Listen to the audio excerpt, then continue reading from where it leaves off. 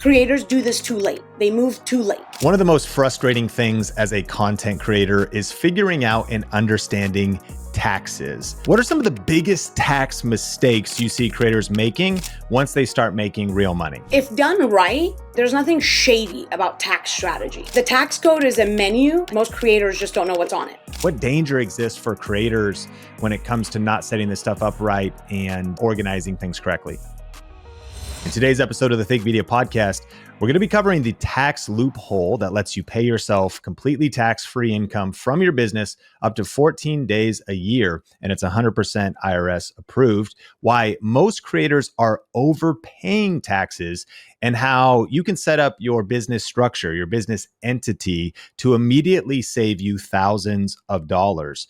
We're also going to be diving into the wealth building framework that transforms your creator income into lasting assets that make you money while you sleep, and the crucial legal protection every creator needs immediately. Hint, it is not just a business entity. This episode is going to be packed with 15 specific strategies and then a lot of juicy nuggets around that, and structured into 3 parts. We'll lay the foundation, we'll go through a few strategies, and then we will get into legacy, such as long-term planning, long-term vision.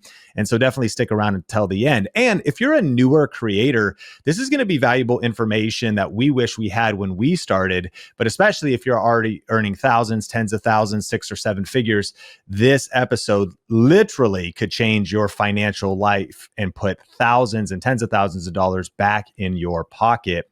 My guest today is Jasmine, aka the Creator's Tax Strategist. She's the founder and CEO of Moment Tax Services, which from word of mouth alone turned into a 7-figure firm. And she guides top creators and entrepreneurs through advanced tax strategy, wealth building, and legacy planning. Jasmine, welcome to the show. Thank you for having me, Sean. It's a pleasure. Well, I'm excited because we have 15 specific tips framed as questions, and you're going to be breaking these down for us. So first, what are some of the biggest tax mistakes you see creators making once they start making real money? Sure. The first tax mistake is actually related to their financials being the fundamentals of what could then be a tax mistake that's made. And that just simply means that they're not tracking their numbers. There is no expenditure report of income, expenses, and therefore no visibility on revenues and profitability. And so that alone is chaos when you're thinking about what you might then be able to do to save money on taxes. So the first mistake I would say I see frequently is that there are no financials. Not having financials creates an epidemic of not being able to strategize to reduce your taxes, and then therefore not being able to strategize to build wealth because you don't know what numbers you're working with. And so it just creates absolute chaos. I would say the number one issue is not having financials. And what is the most practical way to solve that? I mean, hire a firm, hire somebody, start getting it set up, like the first couple steps that to remedy the issue. Yeah, it really depends on the cost analysis for the creator. If they're able to do it themselves, we can have simple tactics in place, like having their bank accounts connected to QuickBooks, where the transactions are feeding in to their QuickBooks account. And those transactions that are feeding in should be feeding in from an entirely separate business bank account. So to simply rectify the situation would be to have a separate business bank account, make sure that you are using that separate business bank account for all of your income and expenses. And then by attaching that separate business bank account to your QuickBooks, you can have all of your transactions in a given year in QuickBooks, and you sort them in the expense categories that they pertain to. And then you have financial statements on the go at any time that you need them. The more closely you maintain that bookkeeping, whether you do it weekly or monthly or quarterly, the more insight you'll have to what's happening in your business in real time. So, there's people that at the end of the year have to scram and hurry up and connect their accounts to QuickBooks to bring everything in at once. And sure, that'll give them the numbers that they need to file the tax return, but then not doing it systematically on a routine basis, again, monthly, quarterly, you're not able to use that information for any business insight. So solving it can be as easy as that. And then how you go about that solution, will be determining how effective that solution is for you. And do you recommend creators use credit cards in any strategic way and how they set them up and connect them to accounts and QuickBooks or anything like that? Or even the fact that credit cards for creators that have large spend can even have points or things like that? I don't even have a debit card. So I'll start with saying that. Absolutely, I recommend using credit cards in every instance that you can. But you got to know how to use credit cards strategically. And so what I see with creators using credit cards is that they maybe spend more in their creator journey than they should, because it's the concept of it using a credit card. And, everybody says, yeah, use credit cards in your business. Go get credit funding. What are you doing? You have an EIN number. You don't have $100,000 in your bank account from the bank. And while you can get that kind of funding, if you don't have like conversion rates of how much you're spending in your business and how much it's bringing you back, you're racking up debt on a credit card that's not good debt. So credit card debt is good debt if it's bringing an ROI. But if you're just using it because you're really excited about this creator journey that you're about to embark on, then no.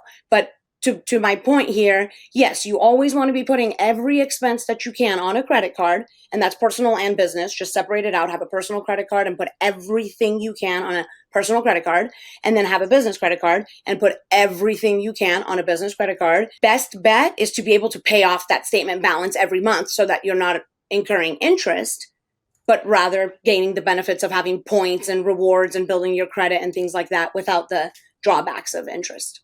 Yeah. And I would acknowledge for some of our listeners, there's different philosophies, some that have a no credit card philosophy. I'm kind of a neutral character in that we are always pay off the balance 100% and leverage air miles, especially with bigger ad spend as a more sophisticated company, Amex, different levels. But for organization is kind of why I bring that up, because I hear in your first tip is creators are disorganized. They're not organized with their tracking, their bank accounts, their QuickBooks, their receipts, accounting. It's kind of overwhelming, but you got to get organized. Is there any other mistakes before we move on? Yes. I want to add just real quick to the second part of what you said. In the organization of using a credit card and whatnot in relation to QuickBooks, it's still an easy solution. You put everything on a business credit card. And the things that require ACH payment, sure, you schedule it out of the business checking account, and you have both of those accounts connected to QuickBooks. And properly implemented, those credit card transactions are feeding in, the bank transactions are feeding in. Whenever you're making a payment to pay off the statement balance of that credit card, you should be paying it off from the business checking account. And so in QuickBooks, that outgoing transaction from the business bank account is going to now come back as a second transaction in the form of a payment to the credit card that's also connected. So in one transaction, you're going to see the money going out of the checking account that's connected. In another transaction, you're going to see that payment made to the credit card that's also connected. And therefore, those two things will kind of zero themselves out, if you will. And you have record of the payment and the transactions on the credit card and the payments on the on the debit card. So it's all really seamless if just set up properly, which leads me exactly to the second question you asked. Is there any other common mistake before we move on? Is that creators do this too late. They move too late. By the time they start, it's either the case that we have to go back and pull in years of transactions, like to set up a QuickBooks for them and pull in years worth of transactions for when they were operating as an individual. And there's so many places I could go with this. We have to start off with a QuickBooks to bring in all the transactions for when they were basically improperly structured, and then do that, and then clean them up, get them up to compliance. And then now it's like, hey, you should be structured in a different way because all this cleanup we did, here's the results of you paying too much taxes. Now we have to go and set up this entity structure and kind of redo that whole thing, but for them as an entity as opposed to as an individual. They do all that too late. So if you're speaking to, because you help 6-figure earning, 7-figure earning creators, but there's a lot of individuals listening to this that are maybe on their way to just starting and they haven't earned any money. But we also have quite a big audience that's earning, a couple $100s a month or a few $1,000s a year, 10, 20, $30,000 a year. They're building this thing up. It's still a side hustle for them. What is too early? Because, if you haven't even posted a video before, you may not need to get QuickBooks, the premium edition, and set all this stuff up. But then also, what is too late? Is there kind of maybe a creator income, say how much is coming in every month? Sure. I wouldn't say it's about how much is coming in every month. I would say it's about your intention. If you are going to treat this as a business and not as a hobby, it's never too early to have just a free separate checking account that you transfer money into and then spend whatever you were going to spend in your business out of, because then now you can also track your contributions to this business. So rather than spending out of your personal checking account where you don't know how much you've even invested in this content creation journey you're about to embark on, you just create a separate free checking account and you're going to go buy a $500 whatever, move that $500 from the personal checking account that you would have otherwise spent it out of into that new checking account that's your faux business bank account, and then do your expenditures there. At the end of the year, when you're going to, come to doing taxes, that's like 75 to 85% of the information that you need to even determine if you should report that expenditure journey, income and expenses, if there was any income, or maybe it was only expenses. So now you also know that. That'll help you determine whether this is a hobby on your tax return or whether this is self-employment income on your tax return. That's a huge area of tax law that is gray for creators. Some people are doing it as a hobby, but they're spending money and then they're like, wait, but actually I might be able to make money out of this. And so you got to know what you're spending to then even later be able to identify it as the type of activity that it actually qualifies as legally. I mean, what you just broke down there, I think could be a life-changing moment for Think Media podcast listeners. And that could be either getting behind the intention you already have and getting serious and setting things up right, or realizing you're at kind of a fork in the road. Are you just dabbling at this? Is this going to be a hobby, or are you going to shift your mindset? There's a great book, I'll link it up in the show notes. It's called Turning Pro, I believe, by Stephen Pressfield. And I think it's about, it's like when you decide that this isn't a hobby anymore, even if you lose money in the first year, second year, third year, even if you're still investing, it's about the mindset, the intention that, no, I'm joining this creator economy thing. I'm building an online business. I am not just a content creator. I'm a CEO of my small media company. And I am investing in this, not just my money, not just my time, not just my energy, but I'm setting it up right. This is a massive mindset shift. Absolutely. I couldn't agree more. And that's why I'm saying, like, the monetary aspect, surely there is definitely a monetary aspect to it. I could give you an answer that, like, if you're, spending, okay, here's a good way to talk about it. The difference between startup expenses and operational expenses for the IRS would be the difference between whether you have earned revenues in your business or not. Okay. Considering that your expenses could then be considered just hobby losses as opposed to self-employment expenses, it would be good for you to be able to track your activity, both physically and in expenditures, and track your activity to tie it to the pursuit of income. That's literally what makes the difference between hobby income versus self-employment income, or I should say hobby ventures versus self-employment ventures, is like, what is the intention of that thing that you're doing? And when that income is, or that activity is set up to be income producing and have the option and the capacity to even be income producing, then you can make a much bigger and better case that you're not just doing this for fun and trying to take a loss on your tax return for the money that you're spending. So tied to what you said, it's really about the intention, because the mental intention you have is going to translate to the physical intention. It would be hard for you to make the case that these $10,000 in expenses that you have for cameras and equipment and laptop and this, that, and the other is a business expense if you have no website that might be able to even sell a service, or if you have no brand or anywhere for anybody to go be able to book you. That's a hobby. So it's important to know how you need to position all aspects of what you're doing with your intention in mind. So two things. Refresh me on what you said there. The difference between startup expenses and what kind of expenses? Operational, actual business expenses. So startup expenses, and a better way would be startup expenses versus operational. Yeah, because startup expenses, you're not operating yet. So when you go and start up a business, but you haven't earned revenues yet, and revenues could even mean $1. $1 is considered revenue.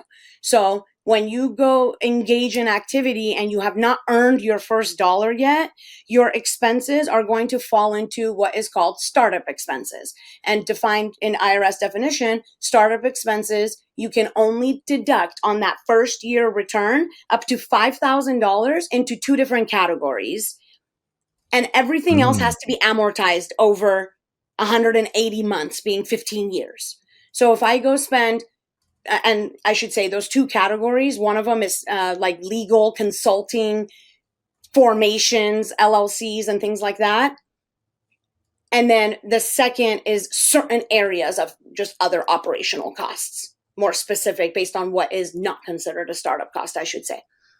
Is that new? So like you're limited in startup expenses. If you can't just invest $50,000 into your YouTube channel in the first year in camera and gear and studios and make no money and write it all off? I would respectfully correct that to say you're not limited in startup expenses. You're limited in how much of your startup expenses you can take on your first year tax return where there's no revenue. You can go spend $100K setting up a creator business, but you would have to amortize that $100,000 over the next 15 years, as opposed to taking that $100,000 deduction in year one. So if I spent $100,000 and $5,000 of it was on legal, formations, the LLCs, this, that, and the other, I could deduct that entire $5,000 portion of it in year one. But if I had spent $20,000 on legal, this, that, and the other, setting up my business, I would only be able to take that $5,000 and then have to amortize and deduct that remaining amount over the course of the next 15 years. If you are like many of our listeners, they're working another job, can they write off this side income against their W-2 income? We're talking about the US here.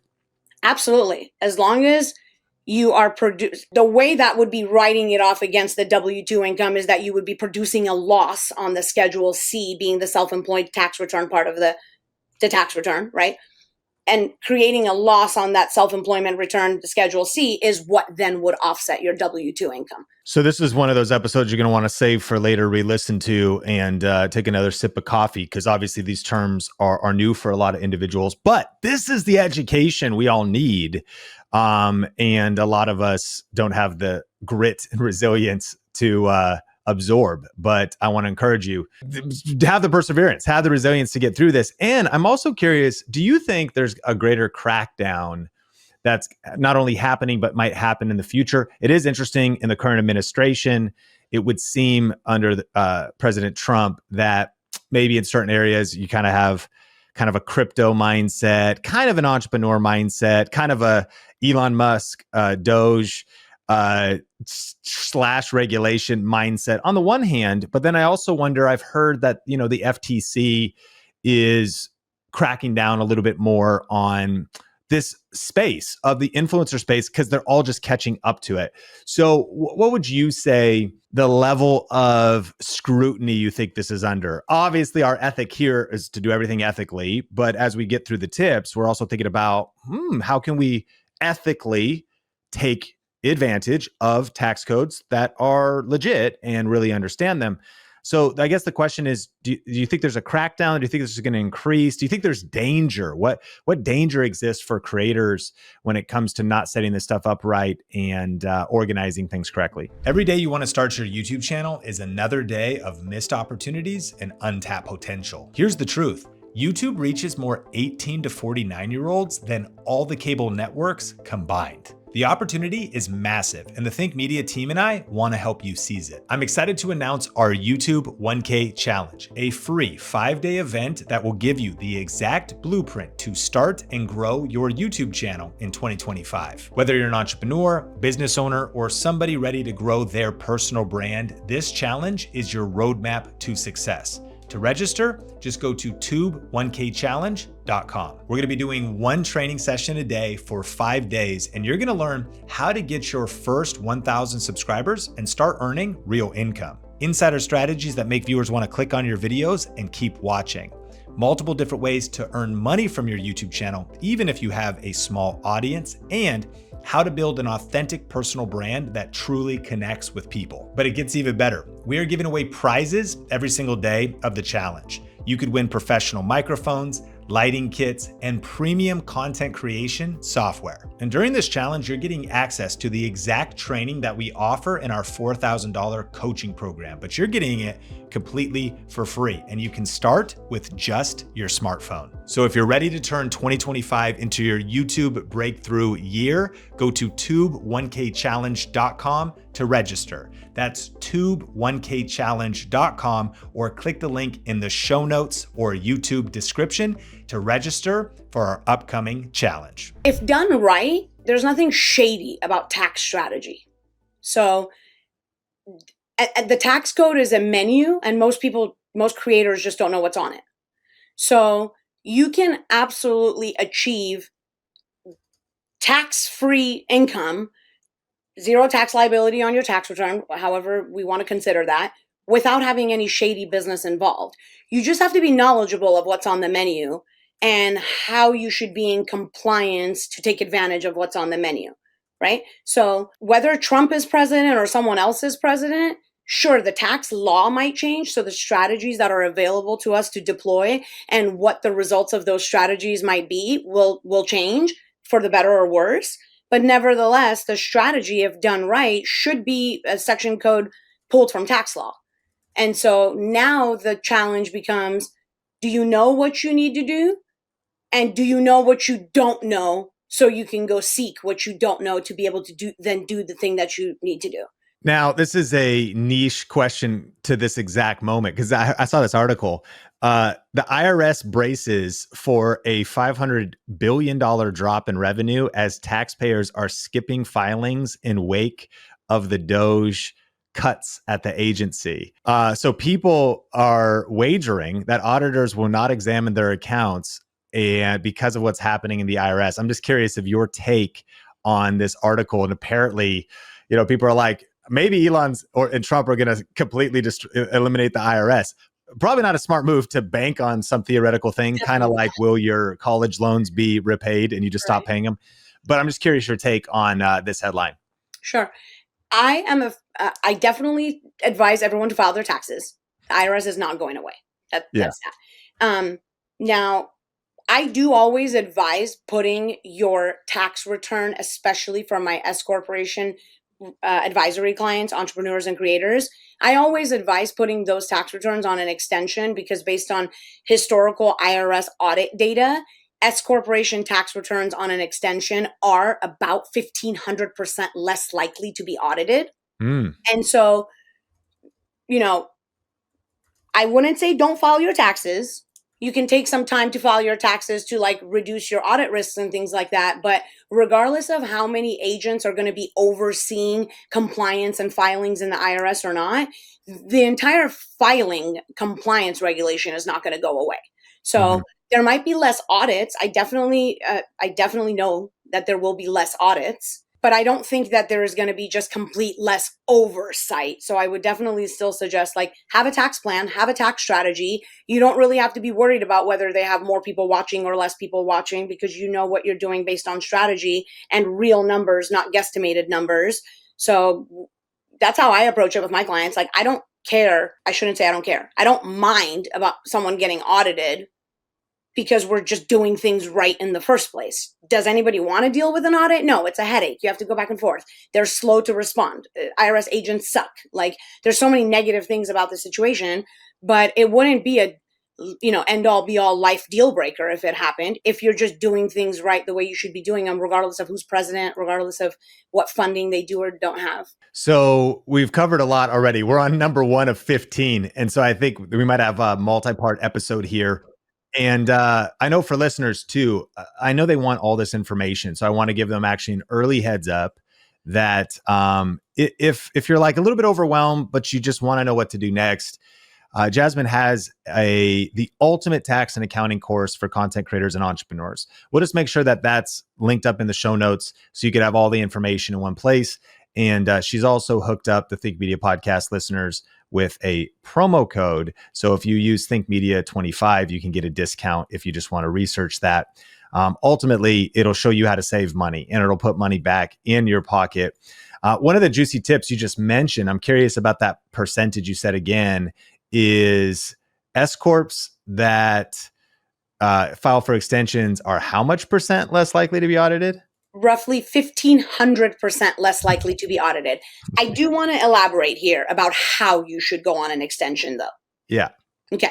So if you're tax planning properly throughout the year, by the time you close out the year on December 31st and approach the fourth quarter filing deadline, January 15th, you should already know what your tax bill is, if any. Ideally, you don't have an April 15th tax bill because you did quarterly taxes and you knew what your numbers were every quarter. So when you get to filing your taxes in tax season, you're just reconciling the paperwork together, no surprises. So since that's the case, you've already paid in everything you know you're going to owe for that calendar year.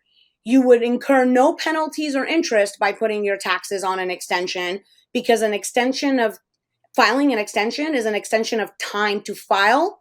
It's not an extension of time to pay. So it's really important that if you're going to make the decision to reduce your audit risk by the average 1,500%, because we know that IRS historical data shows S corporations to be 1,500% less likely to be audited on an extension.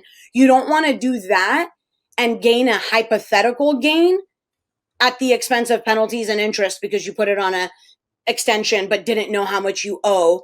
And so there's a surprise at the end of it. When you put the tax return on an extension, you should know how much you owe and you should pay that amount with the extension. Totally understood. And I know for us, we like have always followed an extension. We always pay our quarterly taxes, and we're trying to, have as clean books as possible, and know all those numbers. But to me, and let me know if my thinking's correct, if you are making sure you're making those payments, there is what would be called like the opportunity cost of money. Like, rather than paying the IRS first, or meaning just getting a return, you got to pay your minimum quarterly or whatever. But it is like, I would rather keep spending the money that we have to deploy on business growth and scaling, and buy myself more time. Let alone, I didn't know that also less likely to be audited. If you're doing things right, there's no fear of being audited. Maybe the hassle is like that. And if you've got the right team, it's not going to hit you. It's going to hit your team mostly.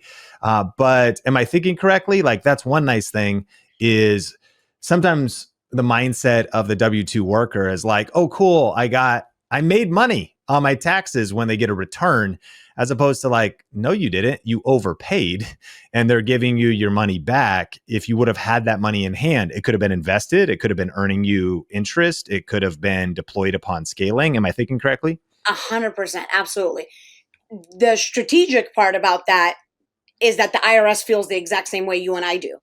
So deployed correctly, the strategy that we are agreeing on means that we don't give them too little and we don't give them too much. Mm-hmm. Because they also don't want you to be sitting on their money that they could be investing and deploying.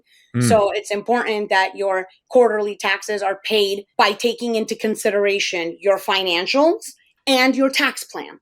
Because if it just takes into consideration your financials and your number on your profit and loss statement, now you're not taking into consideration all of the tax strategies that are being deployed that are not bank transaction numbers. Like, we'll talk about this later, but the Augusta strategy, hiring your children strategy, and all of these things might be things that are being done. They should be journal entered into your accounting. But for the sake of this conversation, there are absolutely deductions, credits, things, activities that happen on the tax return that didn't actually happen on the profit and loss statement in the bank feed, right? So when you're paying your quarterly taxes, you should take into consideration your business financials, which will show the profitability of your business.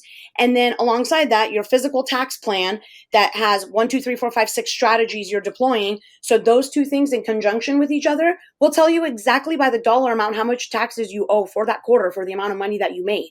You should be able to give them exactly the dollar amount that you owe them.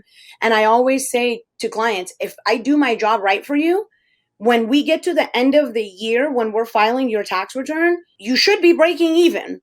You shouldn't owe them and they shouldn't owe you. And, I give myself a little saving grace. I want to be within $1,000. I want to be within $1,000 of you owing them or them owing you, because as long as you've paid in at least 90% of your tax liability from the prior year, then you don't have penalties and interest for owing the current year that you're filing in, again, as long as the balance that you owe is not more than 90% of what you owed the prior year. Basically, it's saying that you can speculate up to 90% of what you're going to owe. We're going to give you that 10% grace that you might have not been able to kind of correctly forward plan for that adjustment. I got you. Okay. We've talked about mistakes. And is there any more mistakes that are the biggest mistakes before we move on to number two? For the sake of this conversation, we should move on from mistakes. Yeah, we should move off from mistakes. So number one was a few of the biggest mistakes that creators should make, especially once you start making real money. But even if you're just starting, you want to get organized, set things up right. The second question is, what's the real story behind write-offs for creators? What's legit and what's not? I know that a lot of people, even what is a write-off, because some people are like, oh, I write off my camera. The camera was free. And you're like, what? But, see, what is a write-off? And some people, there's jokes all over Instagram where I can write off my shopping spree at Neiman Marcus or Saks Fifth Avenue and other things like that. So what's the real story behind what creators can actually write off? Sure, absolutely. So small acronym for it I use is reasonable, ordinary, necessary. In order for an expense to be a legitimate tax write-off, you want it to be a reasonable, ordinary, and necessary expense in the pursuit of income. So if you're going to go buy something, is it going to be directly tied to the income that's going to be produced in your business? I will say, while I look like I'm being like super critical, like, is it reasonable, ordinary, necessary?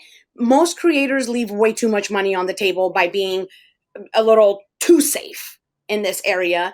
Not because they're like, oh, I don't want to take the write-off, but because I think the way you were leading this question is that they kind of probably just don't even know what a write-off is. And so it's important for you to understand that a write-off is actually a deduction, which means it's reducing your business income in order to get your business profit so that you know how much your taxable income is in order to pay taxes on it.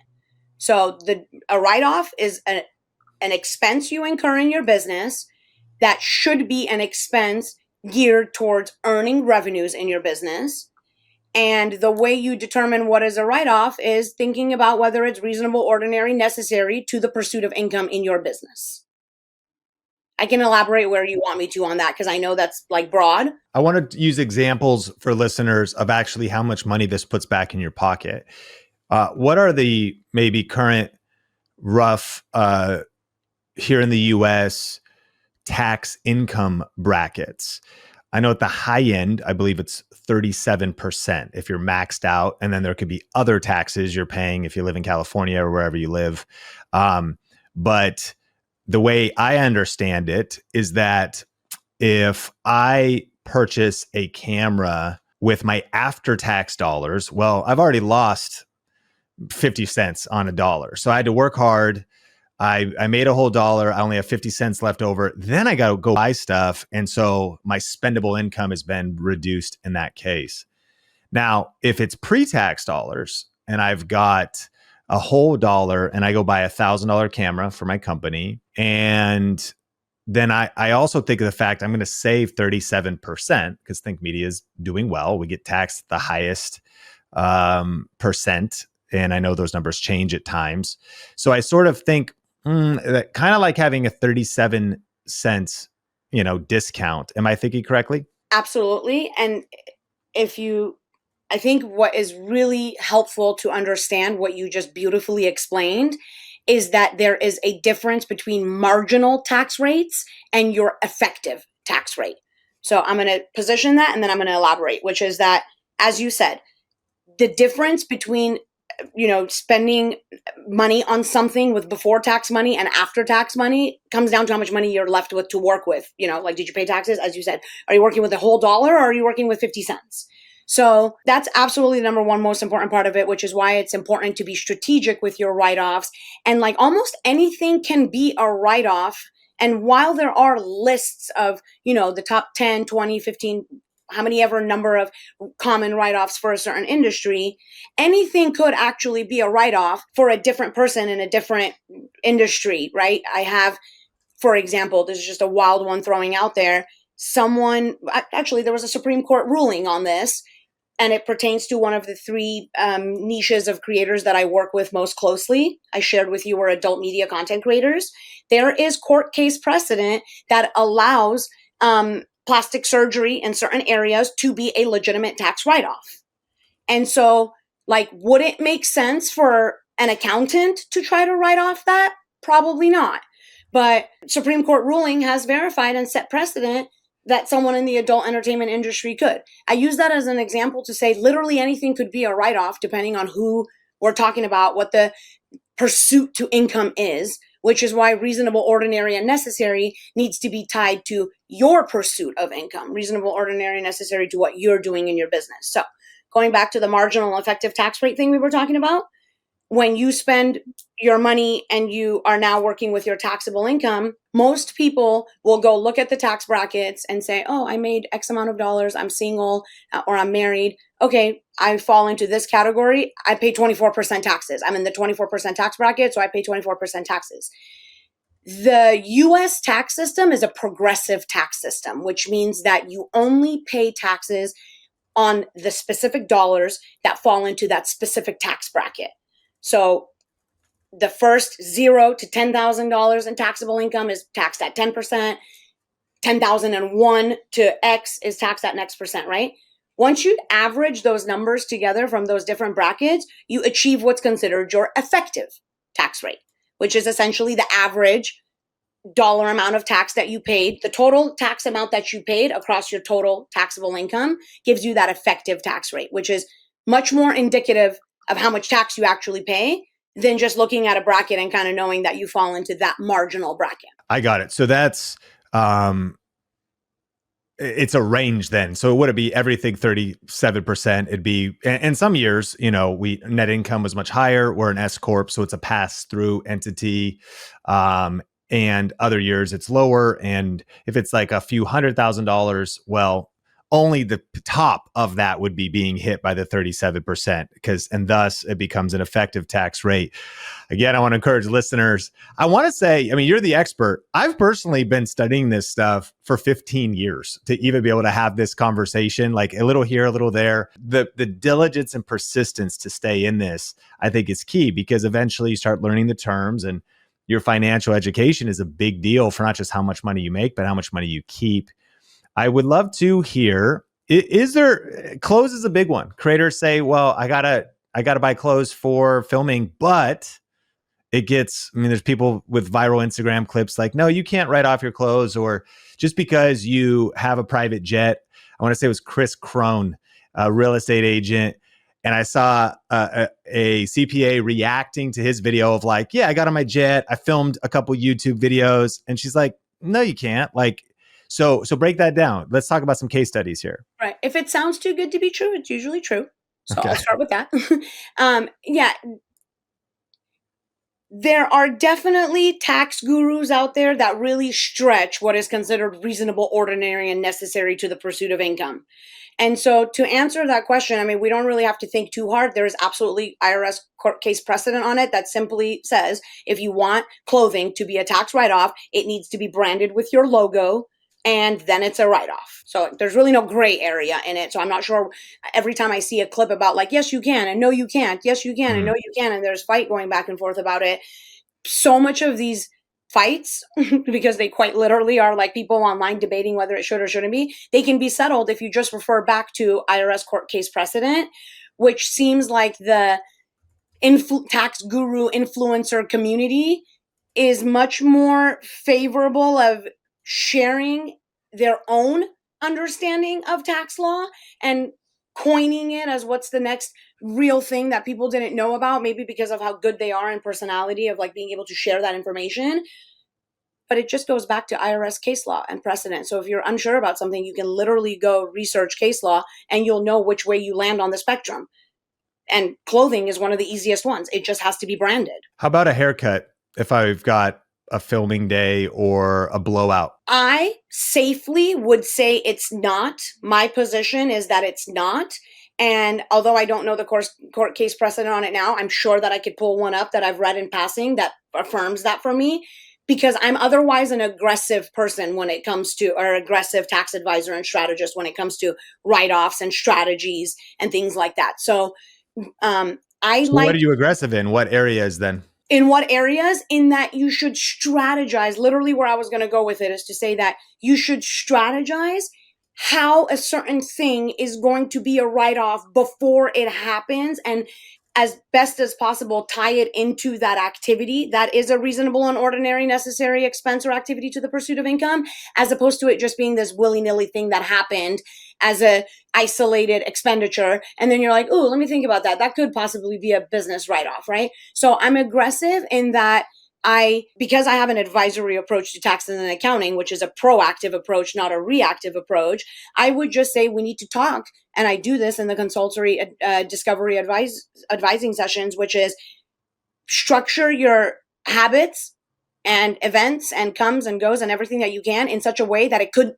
lead it to it being a legal tax write-off, right? Like travel is a big one. You can travel in a certain way where it can actually then be a legal business write-off, as opposed to just traveling and it's not a legal business write-off. And that's a huge one for creators, because they're like, oh, I went to that location and I made content. Going to that location and making content is a tax write-off.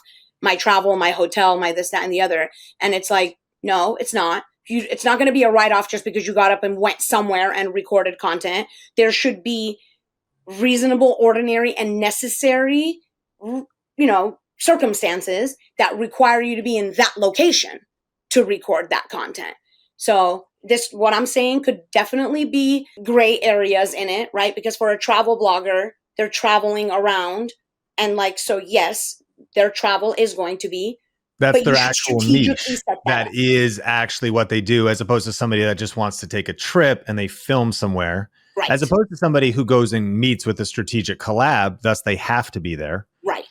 So what do you think about this use case? I plan ahead of time because I see an opportunity. I get invited to Park City, Utah to go snowboarding.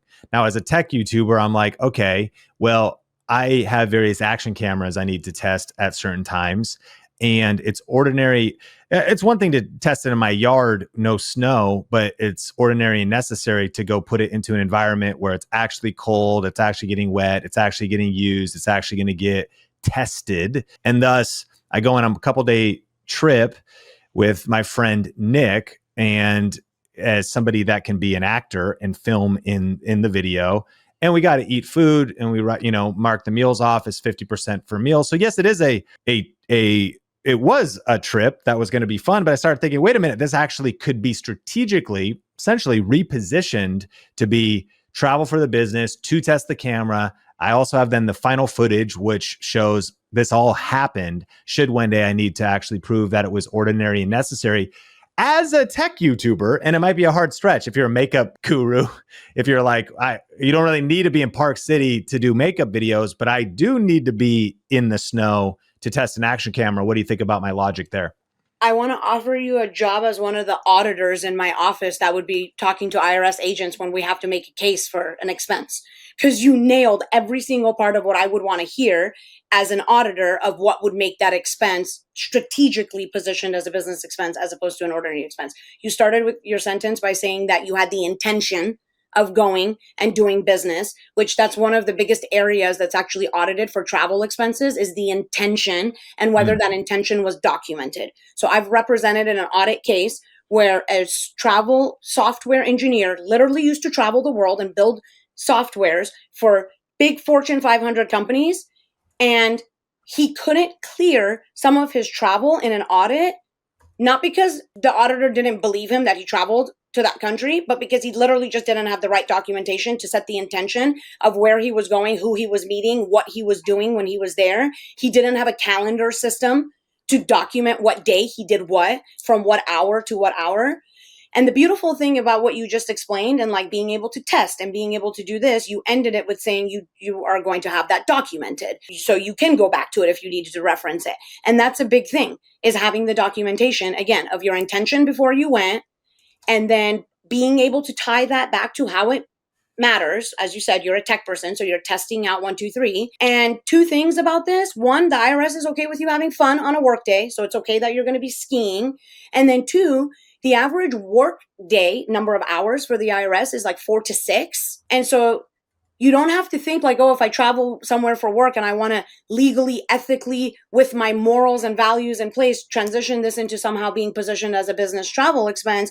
You can do that without having to spend 13 hours of the day working. You just need to calendar on your, Google Calendar, for example, what time you started, what you did, where you went, who you met with, what the business intention of those hours were. And then when you're done documenting that, great, you're done. Go have I fun the love rest of the Google day. Calendar as well. My last 10 years of my life, entire history of the company is all actually documented on Google Calendar. You could add the email of the person you worked Right. with, you met with, what meetings were happening.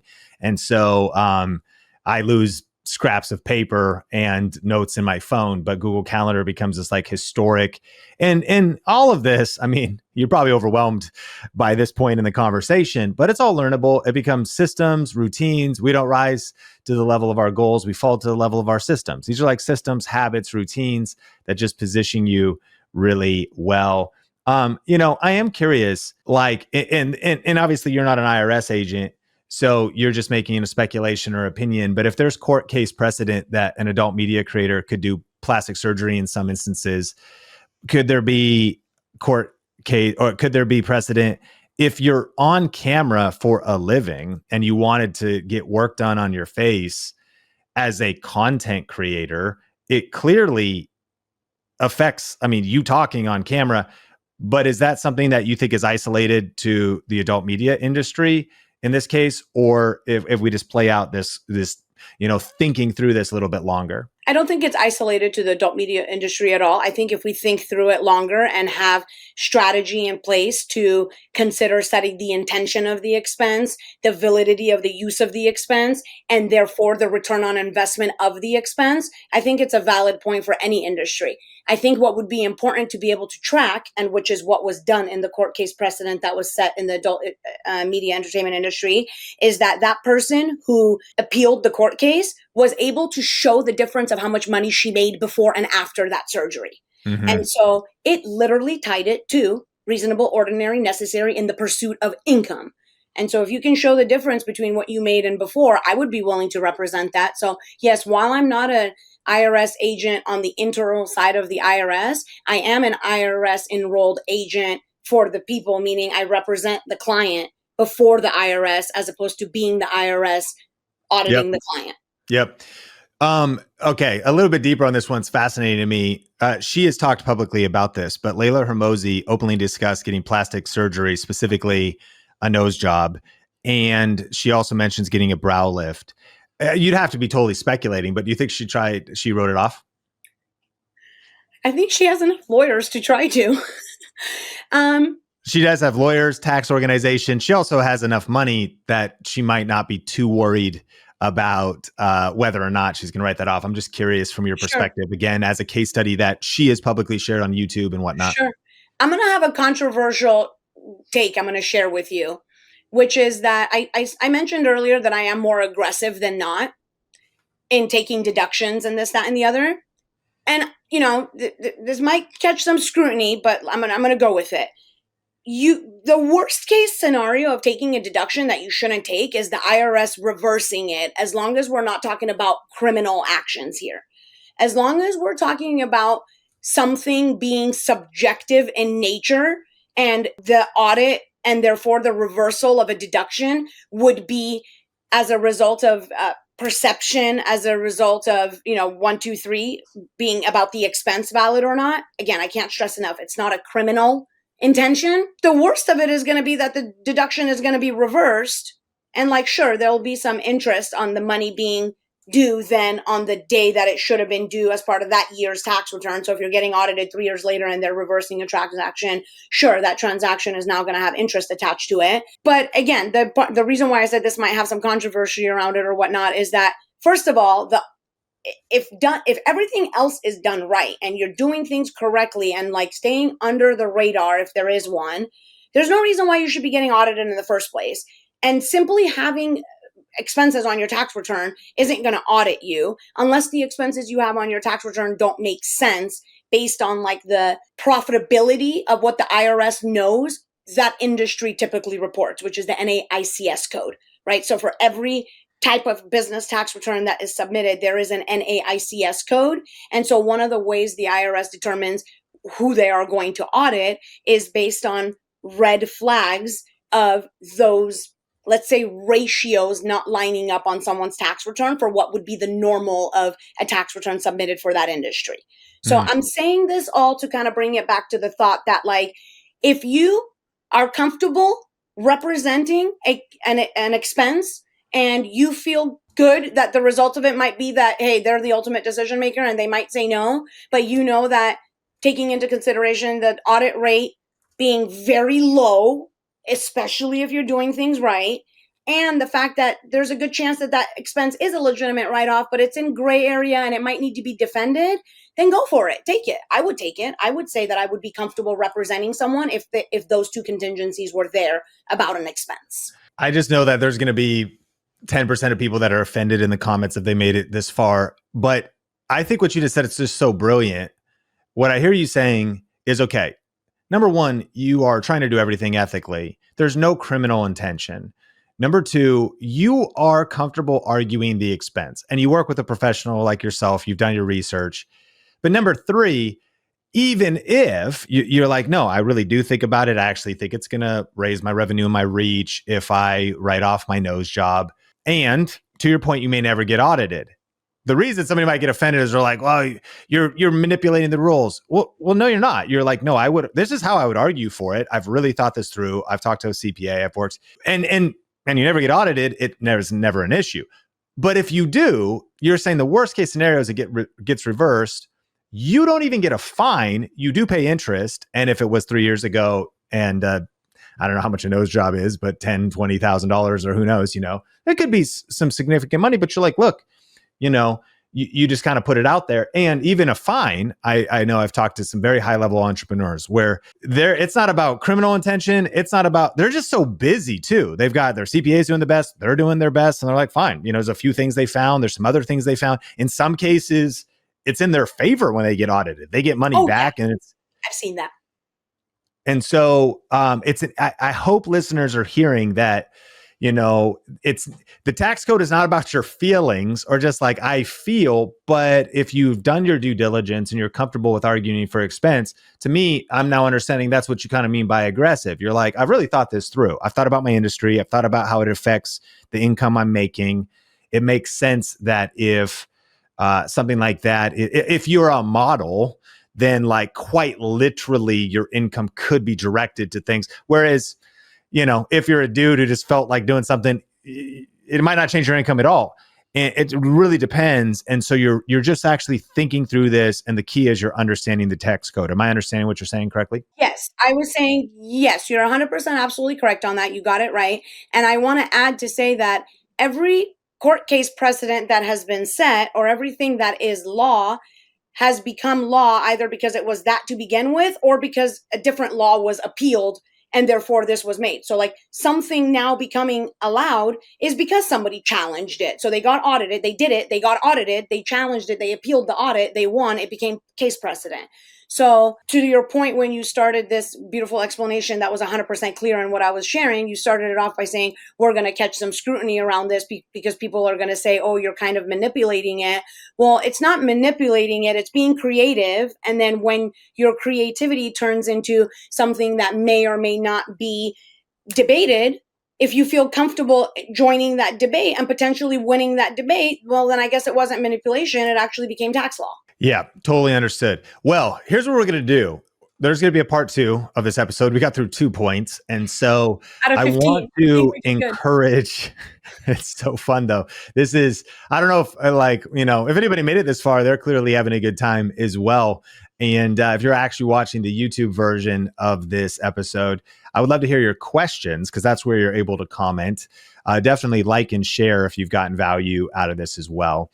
I also want to point to, before you forget, this is something you really need to invest in and get educated on because it's costing you big time to not know this information. You're leaving money on the table. And if you do want to connect with Jasmine at a deeper level, she does have the ultimate tax and accounting course for content creators and entrepreneurs. And If you use the promo code ThinkMedia25, we'll list all of this in the show notes. You can save big on that course.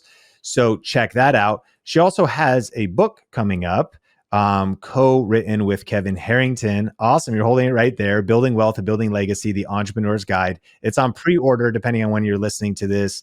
You could get a signed copy from Jasmine, and we'll link that up in the show notes as well. Jasmine, tell us a little bit about these resources and also how people can connect with you on social and the internet. Sure, absolutely. So the first resource I have is the Taxes and Accounting for Creators 101 course. And that is my way of being able to reach the mass creator industry so that I can fulfill my passion and make sure that everyone at least has the tools that they need to be in compliance.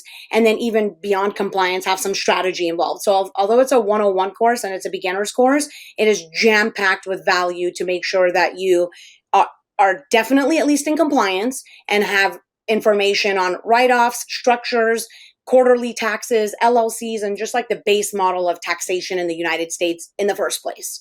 So it's wonderful for someone who's like, hey, I have no idea. I need to start from the basics.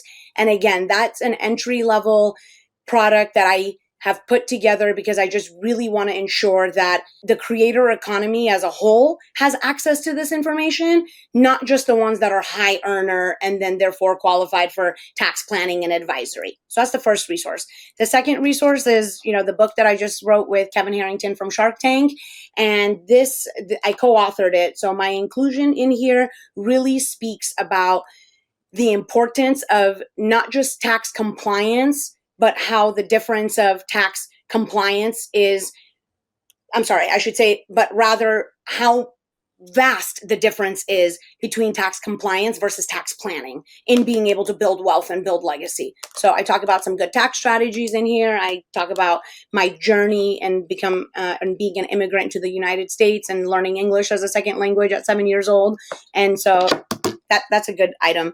And then how people can get a hold of us. Of course, there is YouTube, which you are the master and my teacher and my coach of. Thank you.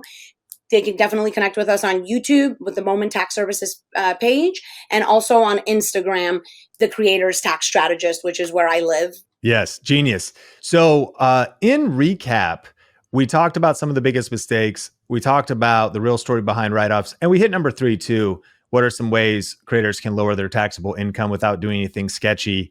Emphasis on the not doing anything sketchy part, and knowing the tax code is a menu and you got to know what's on that menu. And of course, to learn more about that, definitely take advantage of Jasmine's resources in the show notes, and make sure to use the promo code ThinkMedia25 if you want to invest in her course to save on that product. And then make sure to subscribe and stick around for part 2, where we'll continue to learn more about how we can save on taxes, some of the rule we talked about that a lot of creators are not taking advantage of, entity structure, and all those kinds of things, which we'll have organized in the show notes so you can check out part 2 and part 3 as we work our way through all 15 tips. My name is Sean Cannell, your guide to building a profitable YouTube channel. Like, share, rate, review wherever you watch or listen. This is the Think Media Podcast, and I will catch you in a future episode.